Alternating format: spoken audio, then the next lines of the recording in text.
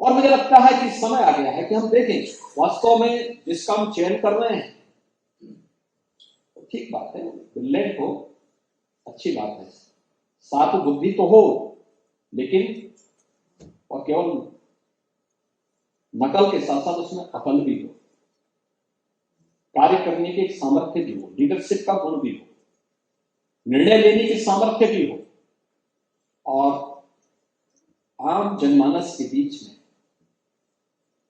Common man के प्रति उतना ही संवेदनशील भी हो, क्योंकि एक संवेदनशील प्रशासन ही जन विश्वास का प्रतीक बन सकता है। संवेदनहीन व्यवस्था, लोकतंत्र में हम आम जनमानस की उपेक्षा नहीं कर सकते, उसकी अनदेखी करके हम किसी व्यवस्था को सफलता की ऊंचाइयों तक पहुंचाने की कल्पना कर रहे हैं। यह एक दुस्वप्न जैसा होता है, इसको कभी नहीं कर सकते। हमारा प्रयास होना चाहिए अधिकाधिक संवेदनशील, जनता के प्रति संवेदनशील, एक गरीब के प्रति संवेदनशील,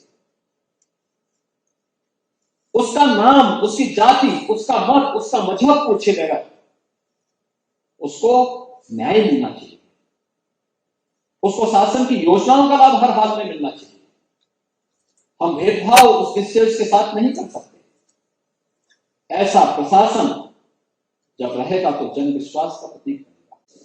इतनी बड़ी व्यवस्था है,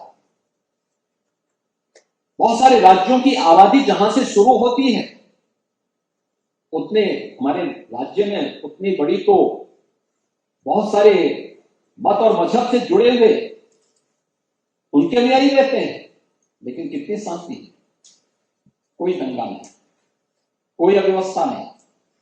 आज ईद है, ईद की नमाज पढ़ी जा रही है, लेकिन एक भी सड़क पे नहीं हो रही है, ईदगाह में होगी, किसी का आवागमन बंद नहीं। आप लोग भी आए होंगे रास्ते से, कोई आवागमन कहीं किसी का अवरुद्ध नहीं है, क्योंकि सबको मालूम है ये कानून का राज सबके लिए समान रूप से है और ये सब पे बराबर लागू होता है, सब पे बराबर लागू होता है, कोई भेदभाव किसी के साथ नहीं, कानून सबके लिए समान होता है।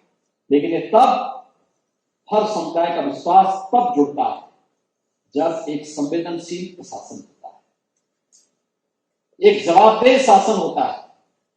लेकिन शासन और जनमानस के बीच में, आम जनता के बीच में जो सेतु का काम करेगा, एक संवेदनशील प्रशासन ही करेगा। उन योजनाओं का लाभ उन गरीबों तक पहुंचाने के लिए, आम जनमानस तक पहुंचाने के लिए उसी को कार्य करना होता है। उसने इस बात को स्वीकारा कि नहीं, मुझे करना है, मुझे रिजल्ट देना है, और परिणाम था उसने संवाद बनाया जनप्रतिनिधि के साथ। नहीं तो यहाँ तो पहले रोज मारपीट होती थी, अधिकारियों में जनप्रतिनिधियों में गाली गलौज होती थी। अब आप देखते होंगे कोई शिकायत नहीं, एक संवाद, जो संवादहीनता थी, लोकतंत्र को बिना संवाद के हम आगे नहीं बढ़ा सकते। आज ये संवाद कायम हुआ, लोगों के मन में एक विश्वास पैदा हुआ। जो पुलिस कभी लोगों के लिए भय और आतंक का कारण बनती थी, आज जनता को उसके प्रति ये भाव दिखाई देता है कि नहीं, ये मेरी सुरक्षा का कारण है, मुझे सुरक्षा प्रदान करें। शिक्षक जो प्लान करते थे, नहीं आते थे, स्कूल नहीं आते थे, अब आश्चर्य करेंगे, उत्तर प्रदेश बेसिक शिक्षा परिषद में 2017 के पहले केवल 1,34,000 बच्चे थे, 1,34,00,000 बच्चे थे। आज उनकी संख्या बढ़कर के 1,91,00,000 है, और 1,91,00,000 बच्चों के लिए राज्य सरकार के स्तर पर सुविधाएं दी गई है। लेकिन जो हमारे पास 1,56,000 बेसिक शिक्षा परिषद के स्कूल थे, इन स्कूलों की स्थिति बहुत खराब थी, जर्जर थे, टॉयलेट नहीं थे, फ्लोरिंग नहीं थी, पेयजल की व्यवस्था नहीं थी, बालिकाओं का ड्रॉप आउट रेट बहुत ज्यादा था, 60% से अब था। आज उसी शिक्षा विभाग के अधिकारियों ने प्रशासनिक अधिकारियों के साथ और जनप्रतिनिधियों के साथ मिलकर के उनमें से 1,40,000 से अधिक विद्यालयों को ऑपरेशन कायाकल्प के माध्यम से अच्छी फ्लोरिंग दे दी, अच्छा फर्नीचर दे दिया, स्मार्ट क्लास दे दिया। आपने देखा होगा कल चित्रकूट के जिलाधिकारी को आदरणीय प्रधानमंत्री जी ने दिल्ली में सम्मानित किया। चित्रकूट जनपद, वहां पर भी ऑपरेशन कायाकल्प के माध्यम से, जो जनपद पहले एस्पिरेशनल डिस्ट्रिक्ट था, आकांक्षात्मक जनपद था, उस जनपद में आज कितना परिवर्तन है। आज जाइए वहां दूर दराज के कोल बाहुल्य किसी जनजातीय गांव में जाइए, आज वहां पे बच्चे स्मार्ट क्लास के साथ अपनी डिजिटल लाइब्रेरी के साथ बैठे होंगे, बेसिक शिक्षा परिषद के बच्चे। ये परिवर्तन उसी शिक्षा विभाग के लोग, जो शिक्षक पहले स्कूल में ही जाता था, आज अपने विद्यालय के प्रति अपने दायित्वों का निर्वहन करता हुआ दिखाई देता है। और इसमें से हम लोगों की बहुत बड़ी जिम्मेदारी बनती है। टीम, अगर प्रशासनिक टीम चाह ले तो परिवर्तन हो सकता है, वे परिवर्तन के वाहक बन सकते हैं। उस परिवर्तन के वाहक के लिए उस प्रकार का चयन की प्रक्रिया के साथ जोड़ना, और ये आपकी लीडरशिप में ही चयन की प्रक्रिया पूरी होती है। और मुझे लगता है कि समय आ गया है कि हम देखें वास्तव में जिसका हम चयन कर रहे हैं, ठीक बात है, ब्रिलियंट हो, अच्छी बात है, साथ बुद्धि तो हो, लेकिन और केवल नकल के साथ साथ उसमें अकल भी हो, कार्य करने की सामर्थ्य भी हो, लीडरशिप का गुण भी हो, निर्णय लेने की सामर्थ्य भी हो, और आम जनमानस के बीच में कॉमन मैन के प्रति उतना ही संवेदनशील भी, क्योंकि एक संवेदनशील प्रशासन ही जन विश्वास का प्रतीक बन सकता है। संवेदनहीन व्यवस्था,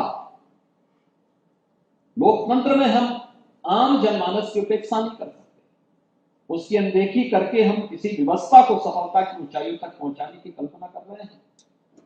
यह एक दुस्वप्न जैसा होता है, इसको कभी नहीं कर सकते। हमारा प्रयास होना चाहिए अधिकाधिक संवेदनशील, जनता के प्रति संवेदनशील, एक गरीब के प्रति संवेदनशील, उसका नाम, उसकी जाति, उसका मत, उसका मजहब पूछे बगैर उसको न्याय मिलना चाहिए, उसको शासन की योजनाओं का लाभ हर हाल में मिलना चाहिए। हम भेदभाव उस दृष्टि के साथ नहीं कर सकते। ऐसा प्रशासन जब रहेगा तो जन विश्वास का प्रतीक रहेगा। आप देख रहे हैं उत्तर प्रदेश के अंदर इतनी बड़ी व्यवस्था है, बहुत सारे राज्यों की आबादी जहां से शुरू होती है, उतने हमारे राज्य में उतनी बड़ी तो बहुत सारे मत और मजहब से जुड़े हुए उनके अनुयायी रहते हैं, लेकिन कितनी शांति, कोई दंगा नहीं, कोई अव्यवस्था नहीं। आज ईद है, ईद की नमाज पढ़ी जा रही है, लेकिन एक भी सड़क पे नहीं हो रही है, ईदगाह में होगी। किसी का आवागमन बंद नहीं, आप लोग भी आए होंगे रास्ते से, कोई आवागमन कहीं किसी का अवरुद्ध नहीं है, क्योंकि सबको मालूम है एक कानून का राज सबके लिए समान रूप से है और ये सब पे बराबर लागू होता है, सब पे बराबर लागू होता है, कोई भेदभाव किसी के साथ नहीं, कानून सबके लिए समान होता है। लेकिन ये तब हर समुदाय का विश्वास तब जुड़ता है जब एक संवेदनशील प्रशासन होता है, एक जवाबदेह शासन होता है। लेकिन शासन और जनमानस के बीच में, आम जनता के बीच में जो सेतु का काम करेगा, एक संवेदनशील प्रशासन ही करेगा। उन योजनाओं का लाभ उन गरीबों तक पहुंचाने के लिए, आम जनमानस तक पहुंचाने के लिए उसी को कार्य करना होता है, उसका चयन की प्रक्रिया के साथ जोड़ देना, एक विश्वास का प्रतीक। उत्तर प्रदेश लोक सेवा आयोग में आपने देखा होगा कि यदि मैं उत्तर प्रदेश लोक सेवा आयोग के एक परिणाम को देख रहा था और मुझे बहुत सुखद अनुभूति हुई कि जो टॉप 10 थे उनमें से 8 केवल बालिकाएं थी। जो मेरिट सूची आई थी उसमें 10 की, उनमें से 8 बालिकाएं उसमें आई थी टॉप में, और 30% से अधिक बालिकाओं ने उस जो सूची निकली थी उनमें 30% बालिकाएं पास हुई। ये दिखाता है कि जब बिना भेदभाव की, और 75 में से 67 जनपदों का भी प्रतिनिधित्व उसमें हुआ, 67 जनपदों से भी लोग चयनित हुए।